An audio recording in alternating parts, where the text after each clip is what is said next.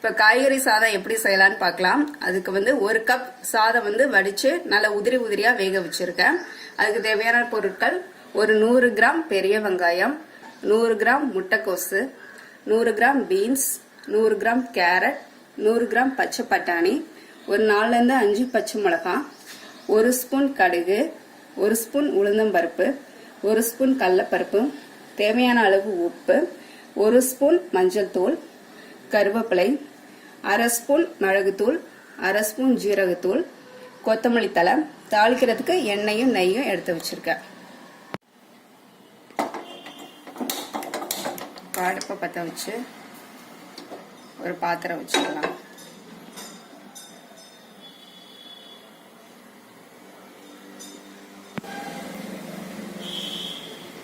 இப்போ ஒரு 4 இருந்து 5 ஸ்பூன் எண்ணெய் ஊற்றிக்கிறேன்.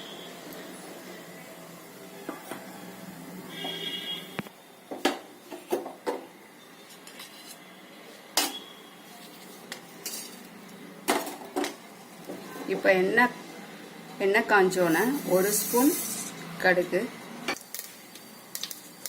1 ஸ்பூன் உளுந்தம்பருப்பு, 1 ஸ்பூன் கடலைப்பருப்பு,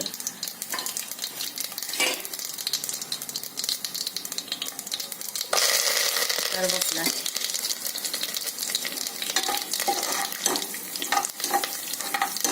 கடலைப்பருப்பு உளுந்தம்பருப்பு கொஞ்சம் சவக்கட்டும்.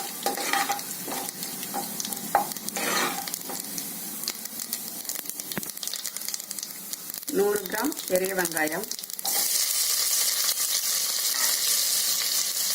ஒரு 4 இருந்து 5 பச்சை மிளகாய்,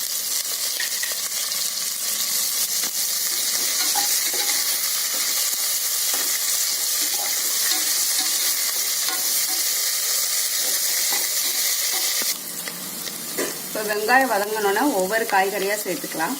ஒரு 100 கிராம் முட்டைக்கோசு, கேரட், பீன்ஸ், பச்சை பட்டாணி, ஒரு கிளறிக்கோங்க. இப்போ காய்க்கு உண்டான கொஞ்சம் 1 ஸ்பூன் மட்டும் உப்பு சேர்த்துக்கோங்க. சேர்த்து ஒரு கிளறிக்கோங்க. இப்போ இந்த காய் வேகிறதுக்கு சும்மா தண்ணி தெளிச்சுதான் விட்டுருக்கேன்.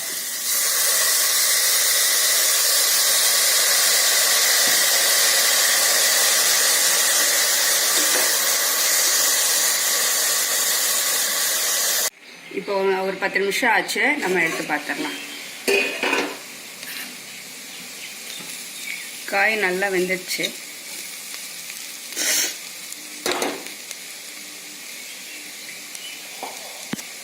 இப்போ நம்ம வேக வச்ச சாதத்தை வந்து இதில் கொஞ்சம் கொஞ்சமாக கலந்துடலாம்.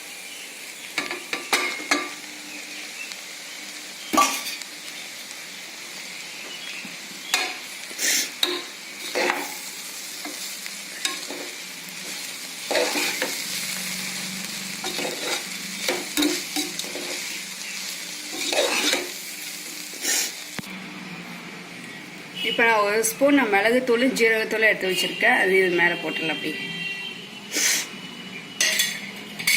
உப்பு நான் வந்து காய் வேகிற அளவுக்கு தான் போட்டேன். இப்போ வந்து நம்ம எல்லாத்துக்கும் சேர்த்து உப்பு போட்டுக்கலாம். இப்போ ஒரு கிளறிக்கோங்க.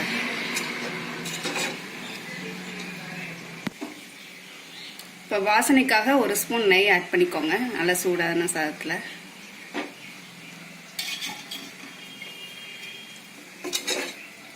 கொஞ்சம் நல்லா வாசமாக இருக்கும். ஃபைனலாக கொத்தமல்லி தழை போட்டு ரெடி ஆயிடுச்சு காய்கறி சாதம்.